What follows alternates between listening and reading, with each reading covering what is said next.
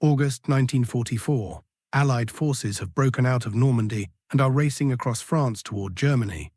American tanks are advancing 50, 60, sometimes 70 miles per day. German forces are in retreat. Victory seems within reach. Paris is about to be liberated. The war might be over by Christmas. And then the armies ground to a halt, not because of German resistance, not because of casualties or tactical failures. They stopped because they ran out of gas, literally.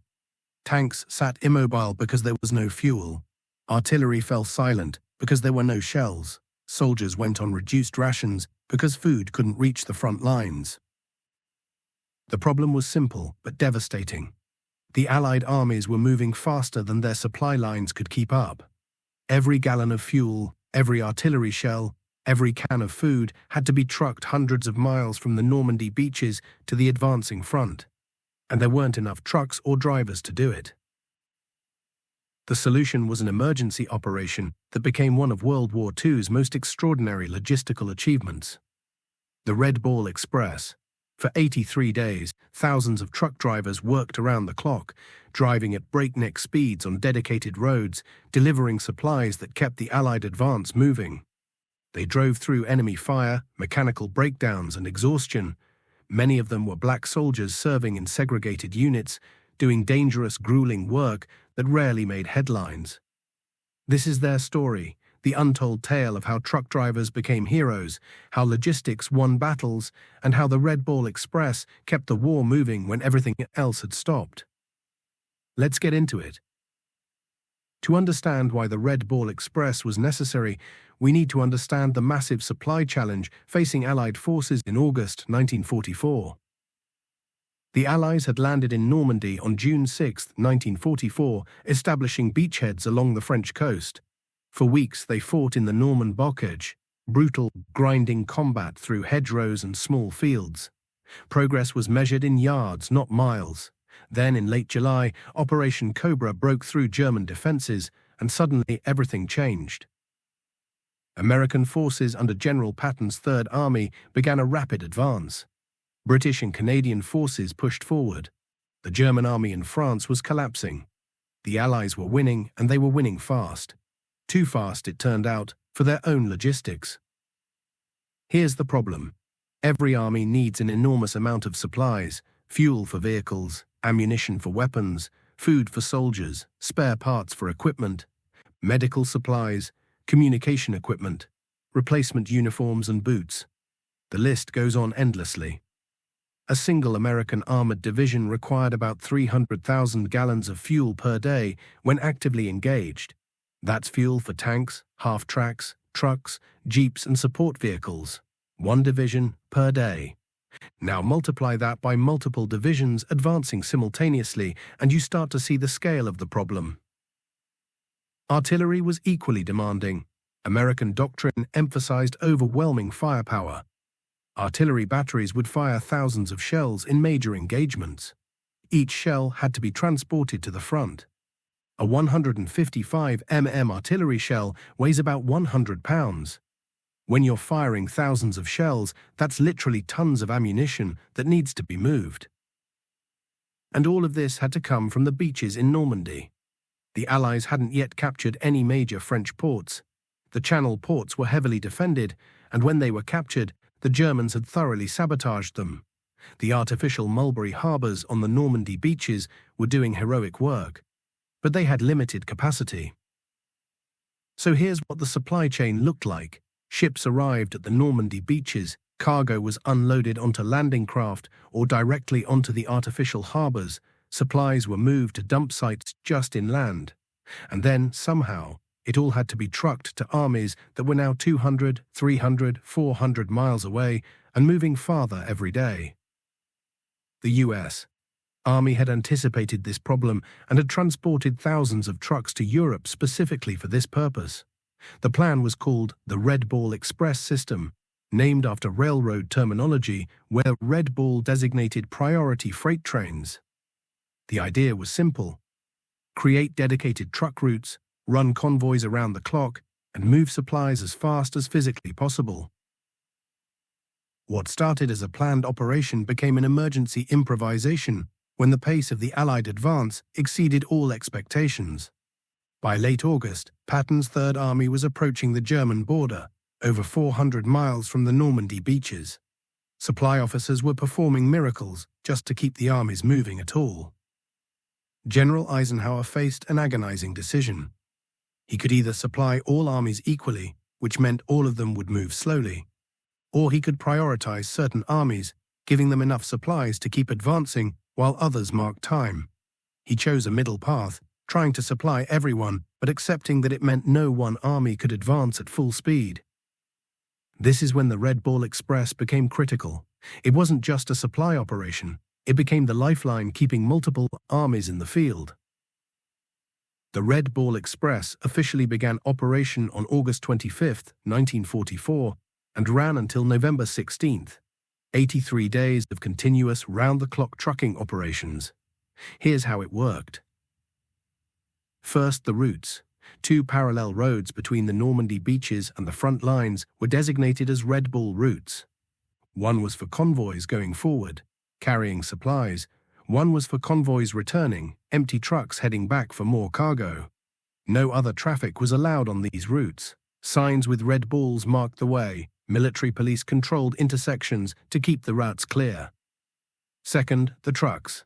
The backbone was the GMC CCKW 2.5-ton cargo truck, commonly called the Deuce and a Half.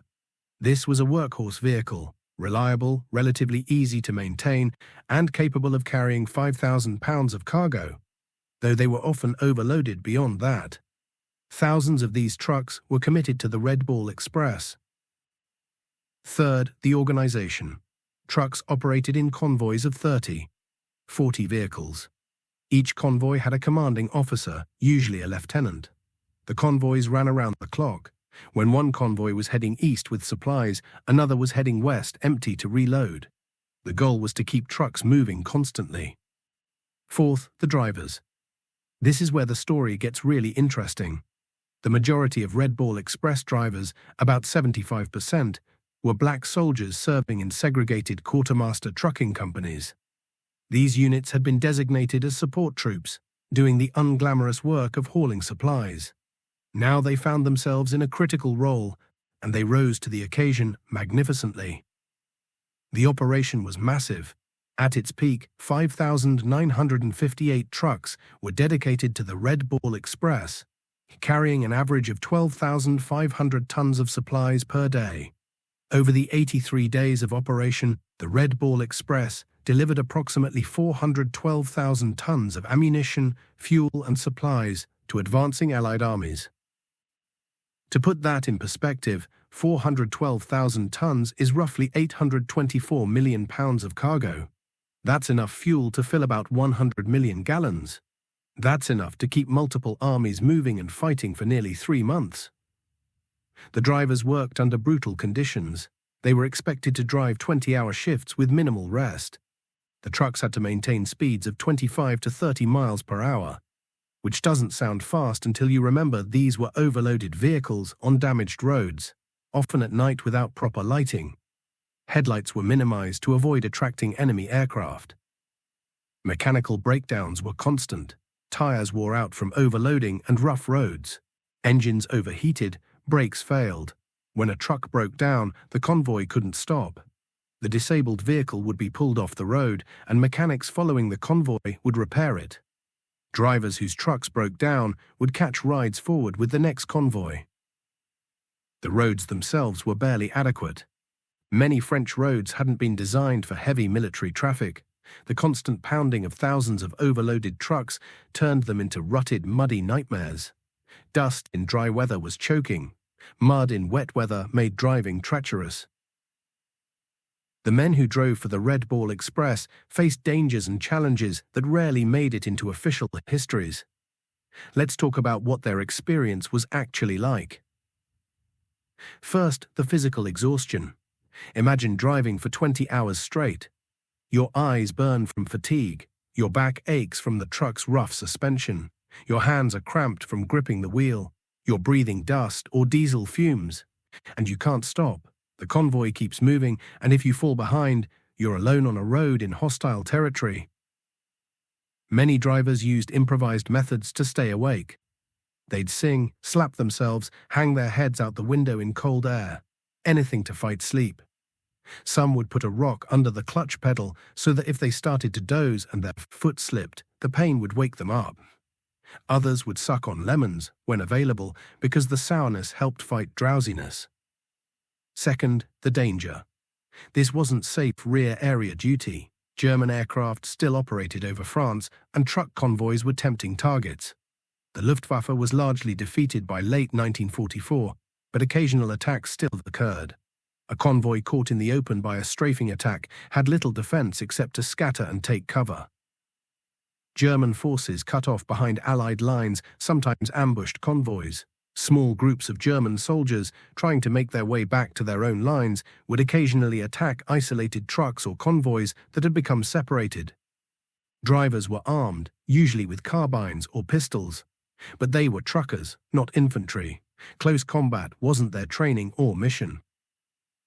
And then there were the hazards of the roads themselves, damaged bridges that might collapse under a heavy truck's weight, washed-out sections of road, curves taken too fast by exhausted drivers, leading to trucks rolling over or running off the road. Traffic accidents were common, and they were often fatal given the speeds involved and the heavy loads. Third, the racial dynamics. The majority of Red Ball Express drivers were black soldiers serving in segregated units. They were commanded by white officers, worked in separated units, and when they did get breaks, they couldn't enter many facilities open to white soldiers due to segregation policies. This created complicated feelings. On one hand, these soldiers were doing crucial work, and they knew it. The armies depended on them. They took pride in their service and their contribution to victory. On the other hand, they were serving a nation that didn't treat them as equal citizens. They were risking their lives for a country where they couldn't vote in many states, couldn't eat at many restaurants, and faced discrimination at every level. Many Red Ball Express drivers later recalled the strange mixture of pride and bitterness. Pride in doing an essential job and doing it well. Bitterness that their sacrifices and contributions went largely unrecognized, while white combat troops received all the glory and recognition. Some drivers found creative ways to make the job more bearable. They'd personalize their trucks with names and decorations. They'd compete informally to see who could complete the run fastest. They'd develop camaraderie within their units. The shared hardship and shared purpose created bonds. There were also moments of genuine satisfaction. When drivers delivered ammunition just before a major attack, they knew they were directly supporting combat operations. When they brought fuel that allowed tanks to continue advancing, they could see the immediate impact of their work. Unlike many rear area jobs, the results of their labor were visible and immediate. But the exhaustion and danger took their toll. The accident rate was high, not from enemy action, but from fatigue-related crashes. Trucks would run off roads, collide with each other, or overturn. Men died in these accidents, though these deaths rarely made official casualty lists in the same way combat deaths did. The impact of the Red Ball Express on Allied operations was enormous. Let's look at specific examples of how this supply operation affected the fighting. Patton's Third Army was perhaps the most dependent on the Red Ball Express. Patton was an aggressive commander who believed in rapid advances and maintaining momentum. His philosophy was to keep attacking, keep moving, never give the enemy time to recover. But that philosophy required fuel. Lots of it. In late August 1944, Patton's army was racing across France.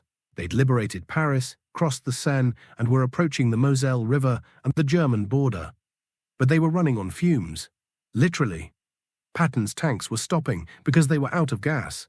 Artillery wasn't firing because there were no shells.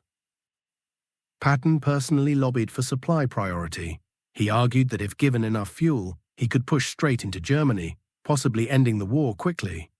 Whether that was realistic is debatable, but Patton genuinely believed it, and the Red Ball Express drivers were working flat out, trying to deliver enough supplies to make it possible. There's a famous story, possibly apocryphal but illustrative, about Patton meeting with supply officers. When told there wasn't enough fuel for his army to continue advancing, Patton reportedly said, "Hell, Give me 400,000 gallons of gas and I'll drive through to Berlin. Whether he said it or not, that was his attitude. Aggressive advance limited only by logistics. The Red Ball Express couldn't deliver everything Patton wanted, but they delivered enough to keep the Third Army in the field and fighting. Without the Express, Patton's advance would have stopped completely weeks earlier than it did. The British and Canadian forces had similar supply challenges, though their supply lines were somewhat shorter, but they still depended on truck transport from the beaches to the front. The Allied advance into Belgium and toward the Netherlands was entirely dependent on maintaining supply flow. The First Army, advancing toward Aachen and the German border, likewise needed the constant stream of supplies. Every American army in France was competing for limited supplies, and the Red Ball Express was the mechanism trying to satisfy impossible demand.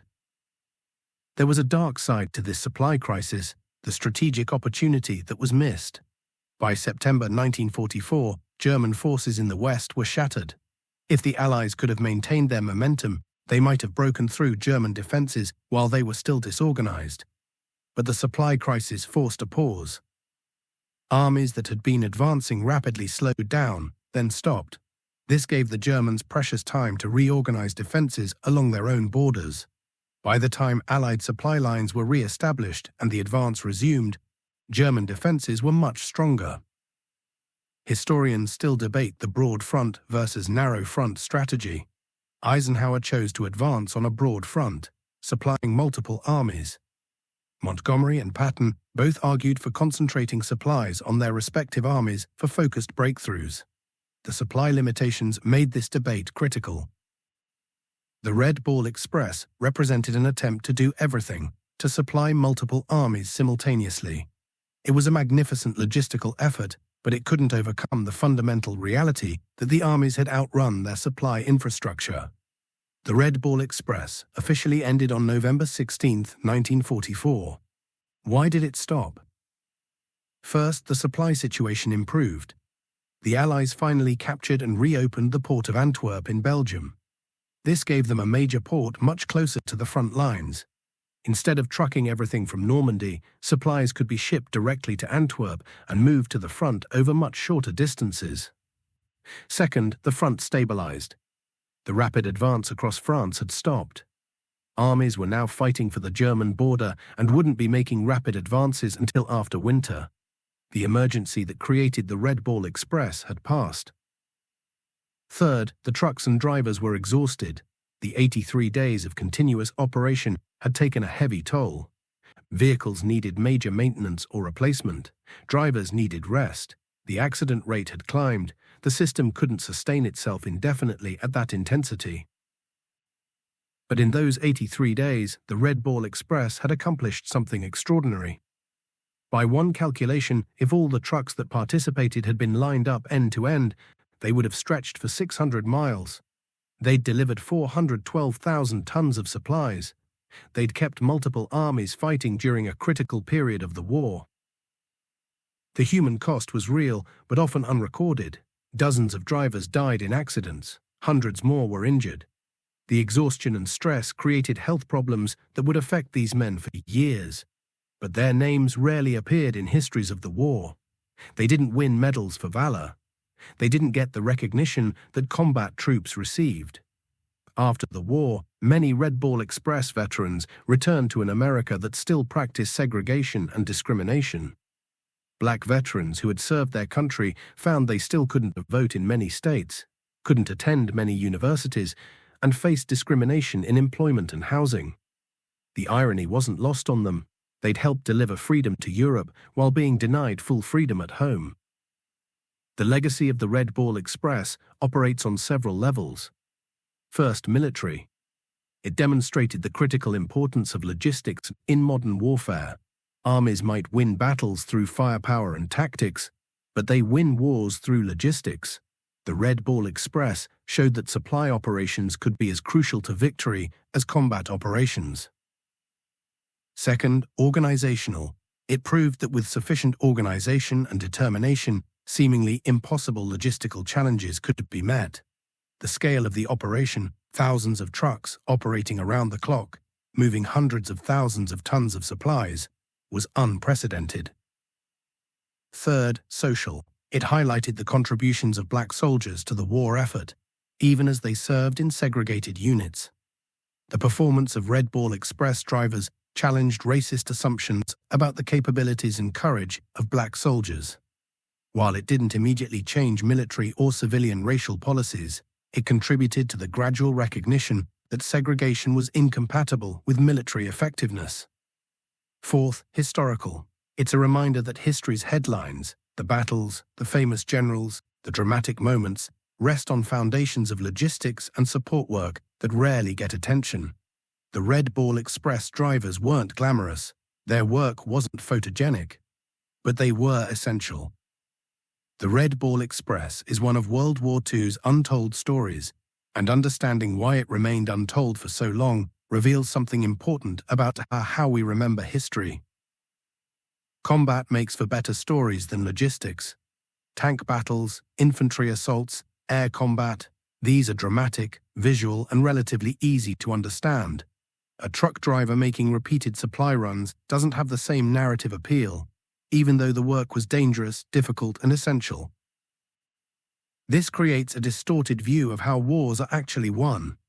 We focus on battles and tactics while underestimating the importance of logistics and support operations. Every combat soldier was supported by multiple soldiers in logistics, transportation, medical, and other support roles. The Red Ball Express drivers were as crucial to victory as the tank crews they supplied. There's also a racial dimension to the story's obscurity. The majority of Red Ball Express drivers were black soldiers serving in segregated units. Post-war histories, especially those written in the 1950s and 1960s, often marginalized or ignored the contributions of black troops. The dominant narratives of World War II focused on white soldiers and white generals, with black contributions footnoted at best. This began to change with the civil rights movement and later historical research that sought to recover these lost stories. Books like The Red Ball Express by David Colley brought attention to this operation and the men who made it work. Documentaries and educational materials have gradually given the Red Ball Express its due recognition. But there's a broader lesson here about what we consider heroic and valuable. The Red Ball Express drivers showed courage, not the courage of charging into enemy fire, but the courage of doing dangerous, exhausting work day after day without recognition or glory. They showed endurance, perseverance, and commitment to mission. Modern military organizations have learned these lessons. Logistics is now recognized as fundamental to military operations. The U.S. military's emphasis on supply chain management, rapid deployment capabilities, and sustainment operations all reflect lessons from World War II, including the Red Ball Express. There's also a human element worth emphasizing.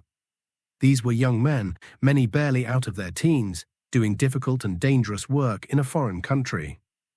They were scared, exhausted, and often unappreciated. But they kept driving. They took pride in their work.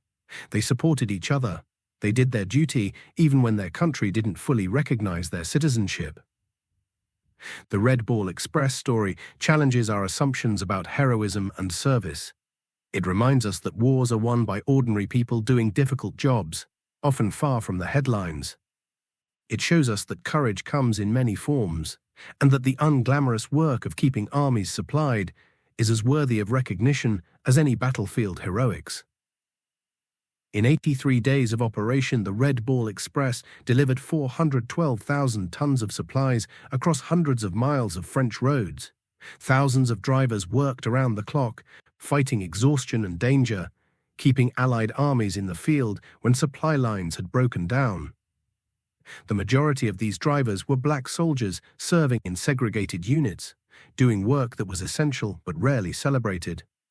They drove through enemy territory, survived accidents and occasional combat, and delivered the fuel and ammunition that kept the war moving. Without the Red Ball Express, the Allied advance across France would have stalled weeks earlier. Patton's Third Army would have stopped. The liberation of Paris might have been delayed. The approach to the German border would have taken far longer. The Red Ball Express didn't win the war single-handedly, but it kept the armies moving when logistics had broken down. The story of the Red Ball Express is about courage, not the dramatic courage of battlefield heroics, but the quiet courage of doing difficult, dangerous work day after day without recognition. It's about ordinary soldiers doing extraordinary things. It's about logistics winning wars. And it's about contributions that deserve recognition even decades after the fact. These drivers weren't asking for glory. They were doing their jobs, serving their country, and proving their worth even when that country didn't fully value them. They deserve to be remembered not just as truck drivers, but as the men who kept the wheels turning when everything depended on it.